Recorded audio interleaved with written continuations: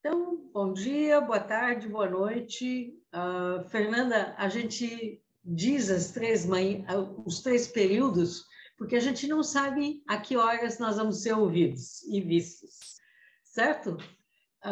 Mas o Observatório da Mulher está aqui de volta, hoje, com a Fernanda Curti, o que muito nos honra, né? Que é de Guarulhos também, não é?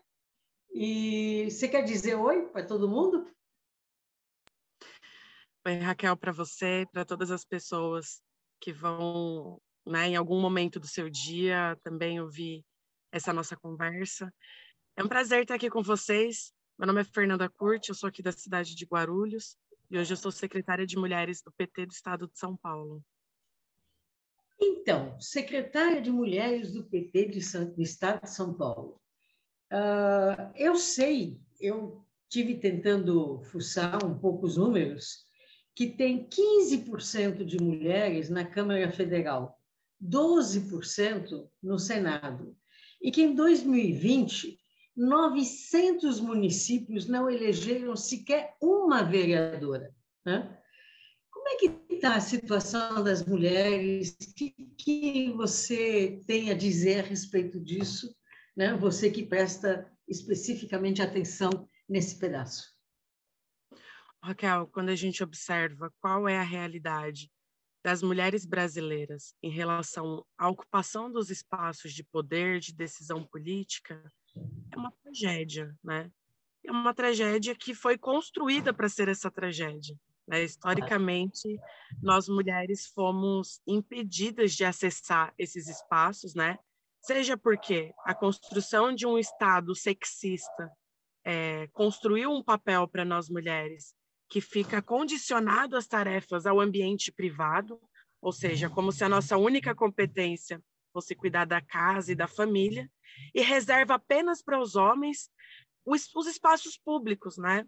Olha, a política brasileira, ela é branca, masculina, heterossexnormativa, né, com pessoas que não têm nenhuma deficiência aparente, ou seja, foi construído que essa figura, né, esse ser universal, é o único ser legitimado para ocupar esse espaço.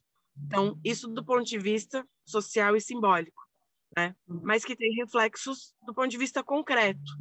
As mulheres com a carga das tarefas do cuidado e das tarefas do ambiente privado acabam não conseguindo participar da política, ou seja, esse é o primeiro obstáculo que dificulta a nossa atuação, né? O segundo é que o poder econômico não circula nos ambientes privados, circula nos ambientes públicos. Então, o potencial econômico de disputa também é outro obstáculo para nós mulheres, né? E toda a estrutura do Estado em si, que foi construída, o sistema político que a gente tem, na minha avaliação, dificulta ainda mais a participação das mulheres. Então, eu acho que a gente conseguiu dar alguns passos, né? Hoje nós temos mais mulheres eleitas, mas ainda assim é muito aquém quando a gente considera que nós, por exemplo, somos a maioria do eleitorado desse país, né?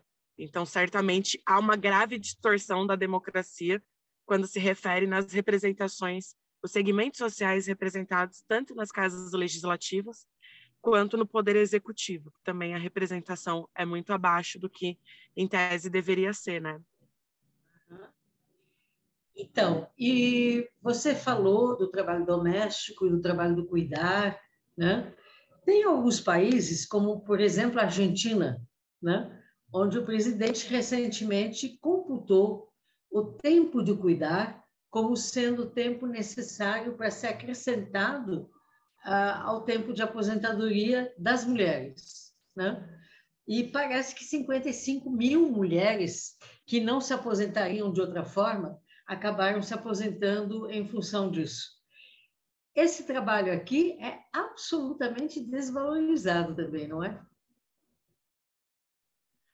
Exatamente. Sempre colocam num lugar de que os cuidados estão relacionados a essa ideia romântica do que é a maternidade, né?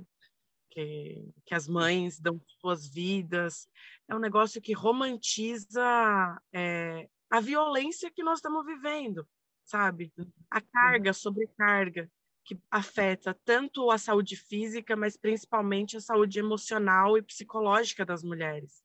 Isso é uma forma de materializar uma violência que hoje ela é romantizada. Olha, as mulheres cuidam porque amam mais. Não, as mulheres cuidam porque são forçadas a cuidar, né? Então, eu acho que nós temos esse ótimo exemplo da Argentina, né? Porque se as tarefas do cuidado estão sobrecarregando as mulheres, certamente é porque há, né, a ausência do Estado em prover determinadas políticas, como, por exemplo, políticas para cuidar de idosos que demandam um cuidado maior. Quando o Estado não se apresenta para oferecer esse tipo de serviço, cai para que as mulheres tenham a tarefa de cuidar desses idosos. Aqui na pandemia nós tivemos o exemplo, as crianças fora da escola se torna uma responsabilidade de quem dentro de casa, né? Nós vimos inúmeras mulheres que passaram a ficar mais tempo dentro de casa, cuidando das crianças, tendo que ajudar com as tarefas escolares, né? Mulheres deixando seus empregos, porque se não tem com quem deixar, são elas que vão abrir mão, né, da sua geração de renda para cuidar.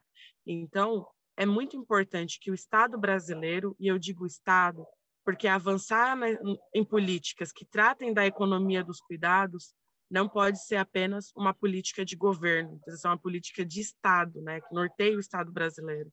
Então, aqui nós precisamos reconhecer, contabilizar essas horas para fins da aposentadoria, mas eu acho que a gente também tem que dar um passo importante, Raquel, que é garantir renda para essas mulheres no período em que elas passam se dedicando aos cuidados. Perfeito. Agora, nós temos uma maioria de mulheres desempregadas, né? A maioria são mulheres. Mas nós temos muitas chefes de família que, com o seu trabalho, na verdade, sustentariam os seus filhos, né? Como é que você vê essa situação, esse absurdo, né? Que coisa mais terrível é essa coisa de ser chefe de família, ter a criançada passando fome e você desempregada, né? Você não conseguindo, você sendo o único sustento da família, você não conseguindo emprego também, né?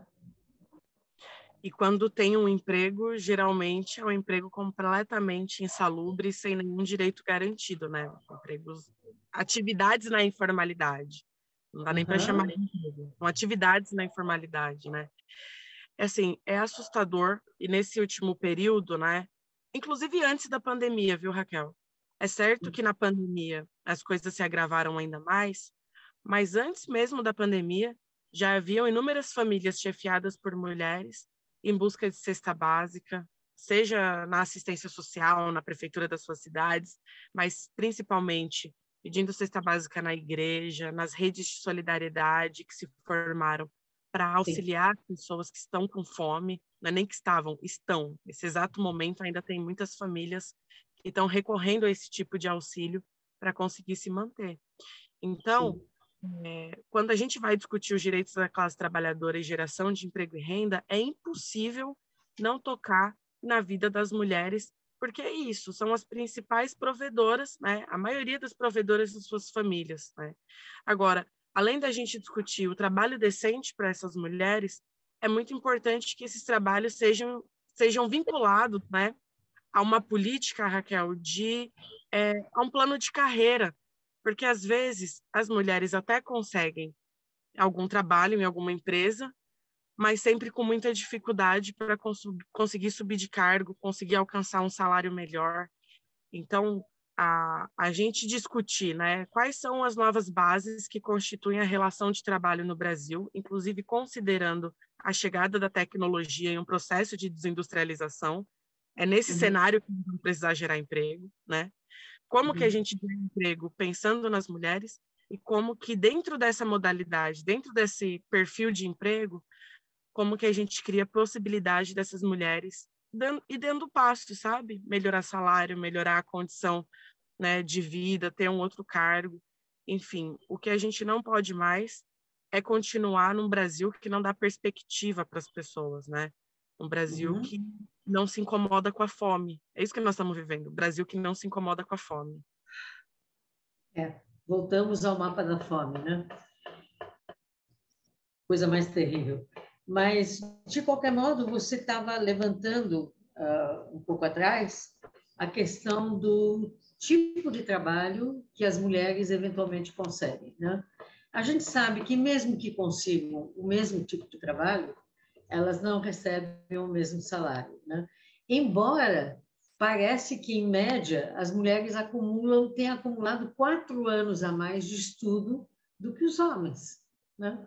Então, é um absurdo total, né? Total. Bom, e na política também, embora nós sejamos poucas ainda na política, as mulheres tendem a ser discriminadas. Nós tivemos casos notáveis, né, de discriminação, certo? E parece que só tem 2 mulheres presidindo comissões na Câmara, né? É um absurdo isso, né? Além da gente estar subrepresentada, a gente também não acaba presidindo comissões na Câmara, né? Como é que você vê a que você atribui essa discriminação das mulheres quando elas resolvem se tornar políticas e disputar as eleições e acabam sendo eleitas? Eu acredito, Raquel, que o sexismo, por ser uma política bem estruturada ao longo dos séculos de história do nosso país, ele se manifesta em absolutamente todos os espaços, né? Se manifesta dentro de casa, se manifesta nas ruas, se manifesta nos serviços públicos e também se manifesta nos espaços políticos, né? Tanto dentro dos partidos políticos, quanto dentro dos espaços de exercício do poder político, né? Ou seja, nas casas legislativas e no executivo. Então, todas as vezes que mulheres entram nesses espaços, considerando que são espaços que sempre evitaram e criaram obstáculos para que a gente ocupasse, nós seremos vítimas do que existe de mais cruel do sexismo, né? Seja a questão de desqualificar a nossa posição política, né? Sempre nós não entendemos, né? Sempre alguém tem que explicar o que nós estamos falando, né? Seja criar, né, narrativas que deslegitimam a nossa presença nesses espaços, dizer que nós não estamos preparadas, quando a gente é um pouco mais firme, dizer que estamos loucas ou descontroladas, nunca mulheres firmes, né? E também Histéricas. histéricas, né? Histéricas. E também o abuso, o assédio sexual, que é algo que nós não estamos livres em nenhum ambiente, né? A gente acompanhou o que aconteceu na Assembleia Legislativa, a gente tem acompanhado o que acontece nas câmaras municipais com as vereadoras, que a todo momento sofrem assédio sexual também. Então, a gente precisa, Raquel, no meu entendimento, avançar na implementação concreta da lei que combate a violência política de gênero, né? É óbvio que é muito importante que a gente faça a denúncia, né? E demonstre solidariedade a partir das notas públicas que a gente elabora, mas é muito importante que haja uma ampla articulação das mulheres que hoje ocupam esses espaços, no sentido de adequar o regimento interno e o código de ética das casas legislativas à luz da inovação que é a lei de violência política de gênero. Se não houver essa readequação, esses espaços não vão ter compromisso nenhum no sentido de enfrentar as violências que nós estamos sendo submetidas dentro desses espaços. Então, eu acredito que é isso, é demonstrar solidariedade, mas articular nessa readequação, absorvendo a lei de violência política de gênero para dentro do regimento interno das casas e do código de ética, de conduta ética dos parlamentares. Uhum. Bom, eu fiz recentemente uma pesquisa para a Fundação Perseu Abramo e SESC, com mulheres, né? Uma pesquisa qualitativa que daqui a pouco deve entrar com a fase quantitativa também, né? E logo mais deve estar no site tanto da Fundação Perseu Abramo quanto do SESC. Daqui a alguns dias deverá entrar. E as mulheres lá dizem que, na verdade, a mulherada, quando é política, ela está sendo discriminada porque elas estão eminentemente num ambiente masculino. Tem uma maioria de homens. E, portanto, estão querendo prestar muita atenção nas demandas e nas questões levantadas pelas candidatas, porque elas ficaram entusiasmadas com os 90 anos e tanto de voto, de direito ao voto, que, afinal de contas, foi batalhado pelas mulheres duramente, né? E elas também estão querendo prestar atenção na mulherada de um modo geral, em termos de candidatura, para ver se aumenta o número de participantes nessa política, né? Você é pré-candidata? Raquel, eu estou muito ansiosa por essa pesquisa, porque é visível e os dados eleitorais da eleição anterior demonstram, das eleições anteriores, né? Demonstram um deslocamento do eleitorado para candidaturas de mulheres, sabe? Aqui no estado, te dou o exemplo do PT. O PT reduziu a bancada de vereadores, de modo geral. Entretanto, quando observa as candidatas mulheres, nós saltamos de 32 para 46. Ou seja, ampliou o número de mulheres petistas eleitas, certo? E eu acho essencial, né, que haja essa sincronicidade dos partidos apresentando mulheres e o eleitorado querendo conhecer mais mulheres, porque se nós estamos discutindo um ambiente que é predominantemente masculino, branco e heterocisnormativo, significa dizer que as agendas políticas, que as demandas políticas de uma parcela considerável do eleitorado não está sendo considerada dentro desses espaços. Isso porque nós, mulheres, vivenciamos essa sociedade de um jeito que os homens não vivenciam. Portanto, saber se existe fila para um atendimento ginecológico, se existe fila para fazer um exame de mamografia ou um Papa Nicolau, se existe atendimento de qualidade no momento do pré-natal até o momento que as mulheres vão parir, isso não são preocupações masculinas. Portanto, não estão na ordem do dia dos espaços que produzem políticas públicas e que regulam as nossas relações a partir das leis, certo? Então, nós precisamos ampliar o número de mulheres ocupando todas as casas legislativas de todos os estados e também o Congresso Nacional. É por isso que eu também me apresento como pré-candidata a deputada federal, para que a gente consiga articular e apresentar as demandas mais sensíveis que tocam a vida das mulheres, sabe? Nós somos a maioria massiva desse eleitorado, principalmente nós mulheres negras, mas hoje, quando a gente olha para o retrato dos espaços de poder político, a gente não se enxerga e não existem formulações de leis e políticas que sejam suficientes para atender às nossas demandas. Então, vou disputar a eleição desse ano, né, para conquistar uma cadeira no Congresso Nacional. Eu sei que a mulherada tem prestado muita atenção e nós somos maioria entre as indecisas na reta final, porque elas querem, na verdade, olhar no olho de quem está falando, né? E sentir que ele está contando que ele ou ela está contando a verdade, né? Quais são as propostas que você tem com relação à questão de gênero que você tem no seu programa, de alguma maneira?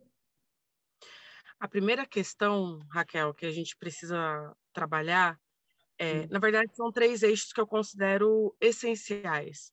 O primeiro é discutir saúde integral e direitos sexuais e reprodutivos das mulheres, sabe?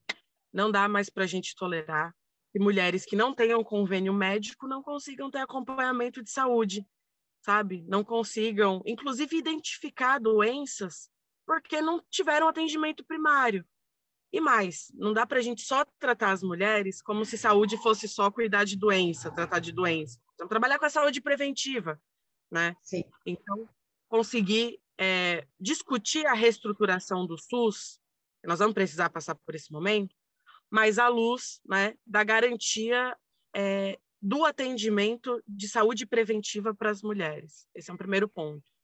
O segundo ponto é a gente conseguir enfrentar a violência obstétrica, que, infelizmente, é uma realidade da maioria das mulheres brasileiras, sabe? Isso desde não ter um atendimento adequado no pré-natal.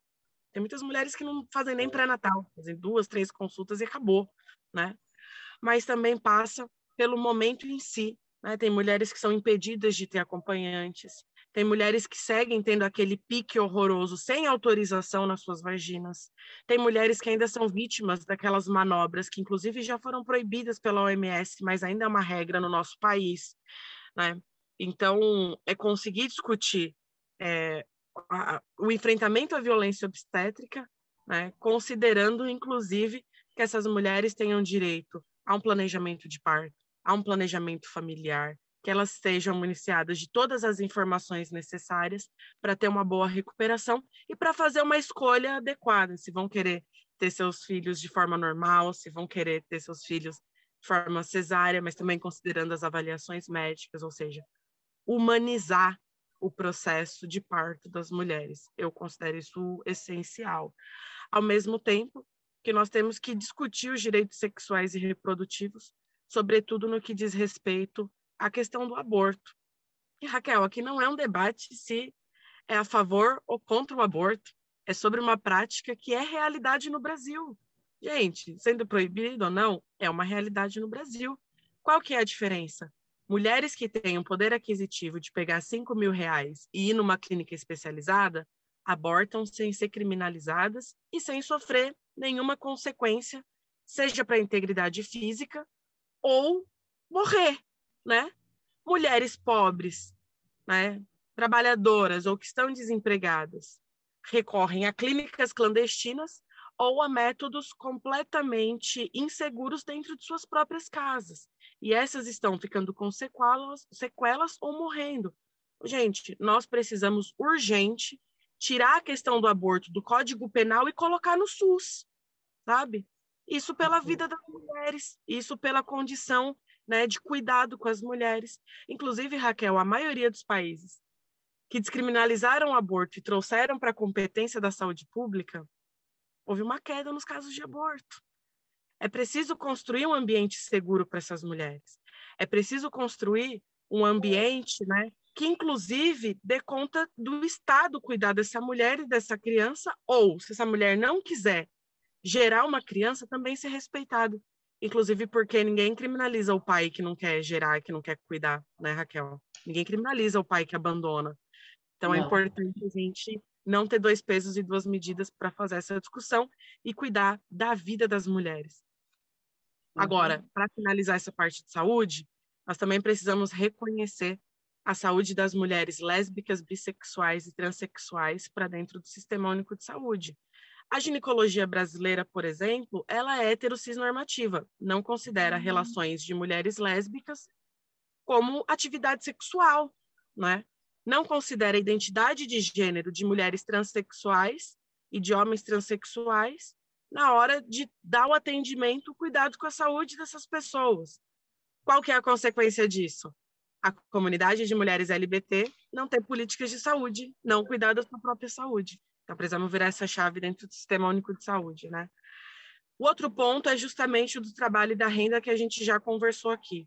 Nós precisamos gerar trabalho decente, com salário decente para as mulheres, inclusive observando o racismo que existe também dentro do mercado de trabalho, porque se hoje, de modo geral, mulheres recebem menos do que os homens, mulheres brancas recebem cerca de metade do salário dos homens brancos, e quando as mulheres negras recebem menos da metade do salário das mulheres brancas, ou seja, mulheres negras estão recebendo 2 vezes a menos do que os homens brancos. Então, é discutir geração de trabalho decente com renda decente, à luz do que é os efeitos do racismo na nossa sociedade, sobretudo no mercado de trabalho, atrelado a essa ideia de plano de carreira. Não queremos só entrar, queremos ter a possibilidade de melhorar as nossas condições dentro dos espaços em que a gente exerce a nossa mão de obra, certo? E também enfrentar esse debate do trabalho não remunerado. Durante muito tempo, a gente chamou só de cuidados de dupla jornada, né, Raquel? A gente precisa avançar em uma outra formulação, que é do trabalho não remunerado. Mulheres estão sendo, né, submetidas a tarefas que deveriam ser remuneradas, mas que hoje não são. Então, seja com a garantia da aposentadoria, seja com a garantia de renda para essas mulheres que suportam a ausência do Estado nos seus ombros, né? E para finalizar, a gente precisa enfrentar a violência contra a mulher, seja a violência doméstica, a violência sexual, que infelizmente os casos de estupro não param de crescer no Brasil, sobretudo com meninas, ou seja, crianças e adolescentes, e também com mulheres, sabe? Então é um debate de enfrentamento à violência contra a mulher que também diz respeito ao enfrentamento ao abuso sexual infantil, né? E também enfrentar uma das maiores violências que é silenciosa, que é a economia do tráfico humano. Você sabe que a maior economia brasileira ilegal é o tráfico humano, e quem está submetido a esse tráfico são justamente meninas e mulheres, né? Então, no eixo de enfrentamento à violência, é conseguir enfrentar o tráfico de meninas e mulheres, conseguir enfrentar a violência doméstica, conseguir enfrentar a violência sexual, a violência psicológica, para além da legislação que nós já temos, criar condições a partir do orçamento, né, da criação de estruturas, de espaços que dê conta de fazer esse acolhimento e que dê conta de encaminhar essas demandas. Então, falei muito, mas é isso, quando diz respeito à vida de nós mulheres, existem muitas demandas que estão colocadas, né? Belíssimo programa, adorei. E me conte uma coisa, você falou de saúde, né? Eu sei, e você falou de parto, né? Eu sei que as mulheres negras, via de regra, não têm recebido injeção de anestesia, porque os médicos acham que as mulheres negras aguentam melhor a dor, né? Você vai incluir uma questãozinha a respeito disso também no teu programa? Isso é essencial, Raquel. Como eu falei, é isso, nós mulheres negras, além de enfrentar o sexismo, também enfrentamos a combinação do sexismo com racismo, né? Então, e essa ideia de não precisar de anestesia porque a gente suporta a dor está relacionada ao pensamento escravocrata que desumanizou os nossos corpos, sabe? Nós não somos humanas, portanto não sentimos dor, sabe? Então, quando a gente fala sobre enfrentamento à violência das mulheres nos espaços, principalmente obstétricos, né? Precisa necessariamente considerar qual é a realidade que as mulheres negras estão vivenciando nesses espaços. Seja por conta da anestesia, mas também pelos casos de situação de abortamento. Até quando os casos são espontâneos, mulheres negras são criminalizadas quando buscam socorro nos hospitais públicos em situação de abortamento. Ou seja, olha como o racismo opera, né? Mesmo em situação espontânea, essa mulher, por ser negra, mesmo dizendo que é espontâneo, sempre vai ser questionada e vai sair criminalizada e desumanizada, né? Então, realmente é um dos pontos que para a gente tem total relevância, né? Inclusive considerando que as mulheres negras são as maiores usuárias do sistema público, né? Justamente por as que têm mais dificuldade de ter acesso a planos de saúde privados. Perfeito. E a gente falou também um pouco antes da socialização do trabalho doméstico, né? Da desimportância atribuída ao trabalho doméstico. Aqui no Brasil, na verdade, não tem ninguém praticamente reivindicando o cômputo desse tempo de cuidados em termos de aposentadoria. Mas, na verdade, batalha-se por socialização do trabalho doméstico. Mais creche, restaurantes populares, né? A preço de custo, praticamente, e divisão do trabalho doméstico, do que sobrar do trabalho doméstico entre todos os moradores da casa. Qual das duas tendências você está pensando em esposar? Eu acho, Raquel, que uma não exclui a outra. Sabe por quê?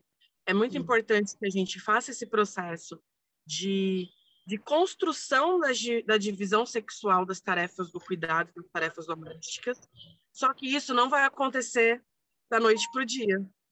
Enquanto a gente não alcança esse cenário que eu considero que seja o ideal, nós não podemos deixar as mulheres desamparadas. Por isso que, ao mesmo tempo que a gente vai construindo essa nova cultura social de divisão sexual do trabalho, a gente precisa garantir para as mulheres que até hoje suportam nos seus ombros essa ausência do Estado, a garantia de direito. Então, garantir aposentadoria e garantir renda. Porque, para além da aposentadoria, não dá para esperar até ficar mais idosa para ter os seus direitos reconhecidos. Então, é necessário que haja renda durante esse caminho até que ela possa se aposentar. Então, eu acho que a gente precisa trabalhar uma construção que relacione essas duas teorias, porque uma não é incompatível com a outra, sabe? Não é incompatível. Uhum. Perfeito. Agora, eu tive fuçando recentemente e eu descobri 2 projetos de lei, né, a respeito dos quais eu queria saber se você tem alguma informação. O PL 1951, de 21, que ele define uma porcentagem mínima e obrigatória de mulheres eleitas para a Assembleia Legislativa, Câmara de Deputados e Câmara Municipal.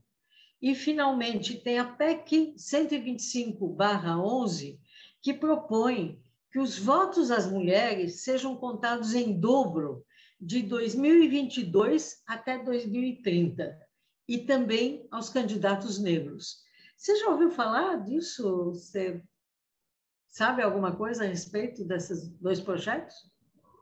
Já ouvi falar e existem diversas iniciativas nesse sentido. Agora, você repara que nenhuma delas ganha repercussão no debate, nem dentro das casas legislativas, e não ganham repercussão na sociedade. Sim. E não ganham justamente por conta da composição política desses espaços, certo? Uhum.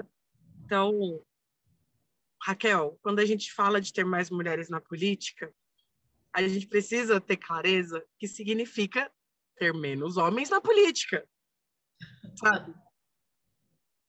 Vão ter que dividir o espaço. Uhum. Hoje, né, pega na minha cidade, aqui em Guarulhos, tem 34 cadeiras do Legislativo, certo? Só 7 são mulheres. Para ter metade de mulheres, alguns homens vão precisar sair, certo? Uhum. Qual deles vai sair?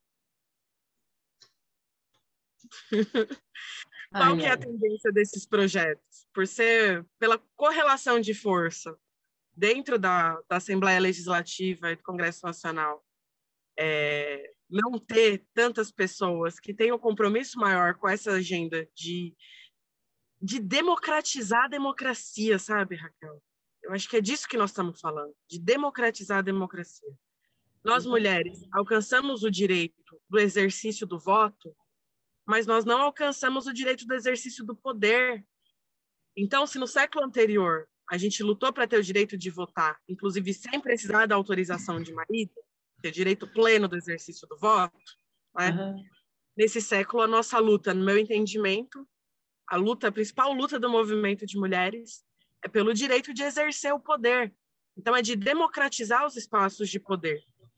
Projetos como esse têm a tendência de ficarem parados, tanto nas comissões, porque, como você bem lembrou no começo da nossa conversa, nós mulheres não estamos presidindo as comissões, sobretudo as que são consideradas mais relevantes, a Comissão de Justiça, de Redação e Justiça, a Comissão de Finanças, certo? São presididas por homens. Ou seja, na hora de escolher quais são os projetos que vão ser apreciados, que vão ser preparados para ir para o plenário, esses projetos vão ter a ver com os interesses de quem está ali conduzindo o processo. A política é isso. A política é um jogo de interesses, certo? E os interesses das mulheres estão sendo representados por quem? Pelos homens, está visto que não. Afinal, esses projetos, né, seguem sem repercussão e seguem sem estar na prioridade das casas legislativas. Então, eu acho que o movimento que nós precisamos criar precisa ser de fora para dentro. Quem sabe o movimento social fazer pressão para que isso se torne ordem do dia desses espaços, senão certamente vai ficar lá, porque não há interesse de incluir, considerando que alguém vai precisar sair. Né? Uhum. Bom, eu vou pedir para o Mauro entrar daqui a pouquinho, mas eu tenho uma última pergunta para você. Basta ser mulher? ou nós temos tipos diferentes de mulheres e que precisa prestar muita atenção no conteúdo? Eu acho, Raquel, que existem duas discussões que são relevantes, né? Primeiro, precisamos ter mais mulheres na política, certo? Qual que é o problema essencial? É que o liberalismo e o conservadorismo, né, que também não são só pensamentos ideológicos, são políticas, né? Pensamento político que hoje tem dominado a maioria dos espaços, né?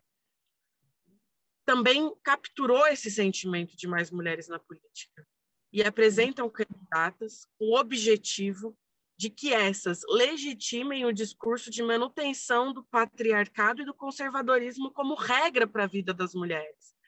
Ou seja, que a nossa vocação é ter filho e cuidar de família e de casa, né? Que as mulheres que edificam o lar não podem terminar relacionamentos abusivos, senão estão destruindo suas famílias, certo? Ou seja, usam vozes femininas para consolidar, continuar consolidando, né, porque é um processo que é estrutural e estruturante, ele segue se estruturando, né, e usam essas vozes para ter legitimidade a esse discurso. Ou seja, para nós que pensamos um mundo em que as mulheres possam escolher sobre as suas próprias vidas, em que as mulheres não sejam criminalizadas, em que as mulheres tenham o direito ao trabalho decente, a sua independência financeira, sabe? A sua independência de poder terminar um relacionamento e não ser assassinada por isso, sabe? De não suportar mais ser espancada dentro de casa porque existe uma doutrina que diz que ela precisa edificar seu lar, sabe? Ninguém pode ser submetido à violência por conta de nenhuma doutrina, imagine, sabe?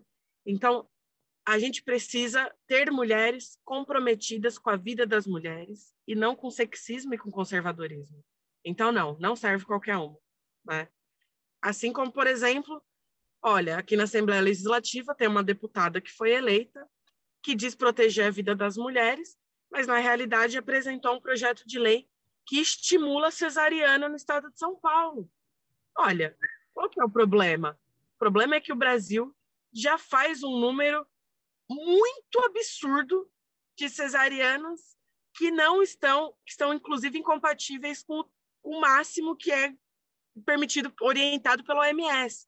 Ou seja, tem compromisso com a vida das mulheres? Não, tem compromisso, né, com o setor de médicos que tratam as mulheres como um produto, um objeto. Vai uma atrás da outra, porque quanto mais mulheres cortadas, maior o lucro desses médicos. Ou seja, não serve qualquer mulher. Quais são as mulheres que estão defendendo projetos políticos que transformem a vida das mulheres e não que reforcem lugares de amarras nos ambientes privados de manutenção do status quo? Então, é isso, Raquel. Precisamos batalhar por mulheres que tenham esse pensamento mais libertário, no sentido de transformação em essência, sabe? Perfeito. Mauro, você quer entrar? Alô, Mauro? Bom, Mauro deve estar ocupado com outra questão. Você gostaria de acrescentar alguma coisa para a gente arredondar um pouco esse papo? Eu gostaria de acrescentar, Raquel, que eu acho que hoje nós estamos vivendo no estado de São Paulo e no Brasil inteiro um dos períodos que eu considero mais trágicos da nossa história, sabe?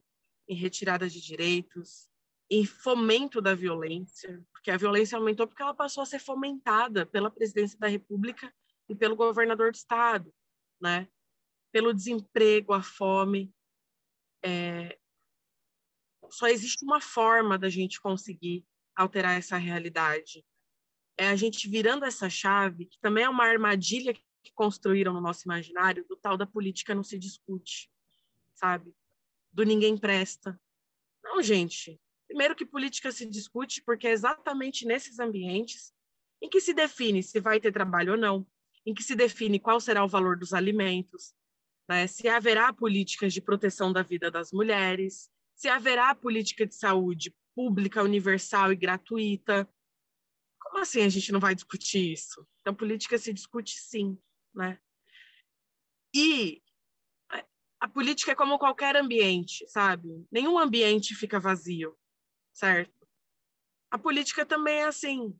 Se pessoas que têm o entendimento mais voltado aos cuidados das pessoas e garantir direitos não ocuparem, outras pessoas que têm interesses que conflitam com os nossos vão ocupar. Então, não adianta a gente só votar branco ou não ir no dia votar, porque nós estamos deixando que alguém escolha no nosso lugar.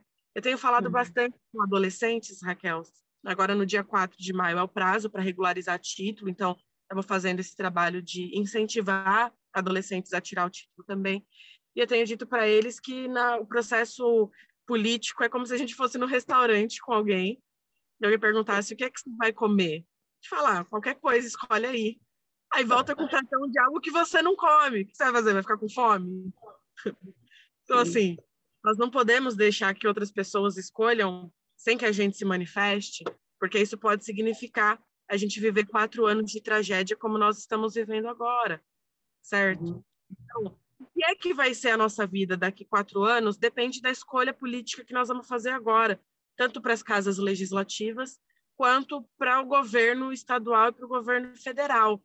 Então, eu estou dando essa volta para dizer, participem do processo eleitoral, escolham pessoas que tenham a ver, primeiro, que tenham um histórico que seja compatível com o que essas pessoas estão defendendo, né? Porque para ninguém cair, ser enganado de alguém, né? Por alguém que se vende antissistema, mas que está há mais de 30 anos emboscado dentro do sistema político, né? Então, escolham alguém que tenham o mínimo de identificação política e votem, façam essa escolha, para a gente não correr o risco de ter que conviver mais 4 anos de tragédia, tanto pela ausência das nossas demandas dos espaços legislativos, quanto de ter um genocida assassino no poder, né? Então, eu acho que é cuidar do nosso voto com mais carinho e tomar as rédeas do que vai ser o nosso país nos próximos 4 anos. Com certeza. Isso significa que candidatos mesmo para governo de estado e para presidente? Isso significa votar em Fernando Haddad para governador e no presidente Lula para a gente subir de novo aquela rampa e devolver o Palácio do Planalto para a classe trabalhadora. E junto disso, votar em mais mulheres, sabe? Para deputadas estaduais, para deputadas federais. Acho que os deputados homens já estão se protegendo bastante entre eles, criando e jogando cada vez mais obstáculos para nós mulheres. Então, se existe um entendimento, se existe hoje uma crise de representação política das pessoas não se reconhecerem nesses espaços, agora é a vez das mulheres cuidarem. E a nossa vida inteira nós já provamos que quando a vida das mulheres avança, a vida de toda a sociedade avança. Porque nós pensamos não só na gente, nós pensamos no bem-estar de todas as pessoas.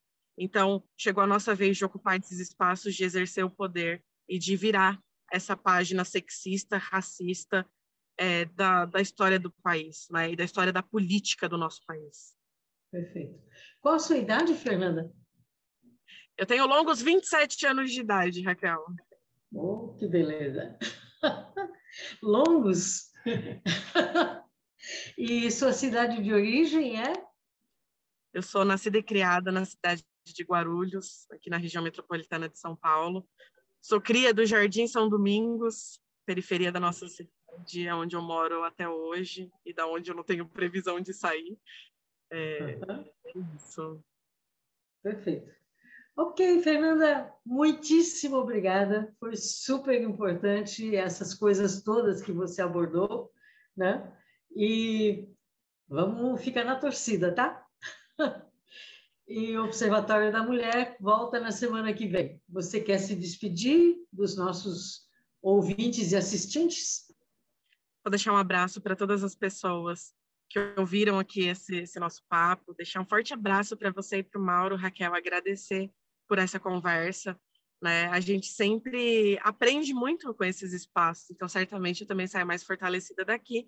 E quem gostou dessa conversa e quer conhecer um pouco mais do nosso trabalho, é só seguir nas redes sociais, no Facebook, Instagram, TikTok, Twitter, @Fecurte13, E é isso, vamos mudar a história do estado de São Paulo e do Brasil. Perfeito. Obrigadão. E hasta la vista, baby. Tchau, gente. Até.